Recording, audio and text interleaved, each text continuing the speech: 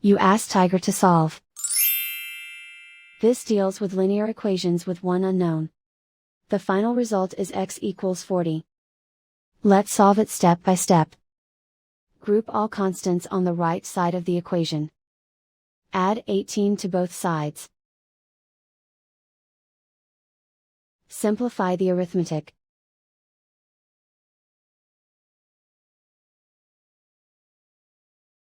Isolate the x. Multiply both sides by inverse fraction 2 over 1.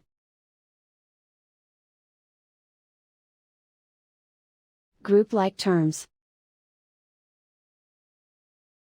Multiply the coefficients. Simplify the fraction.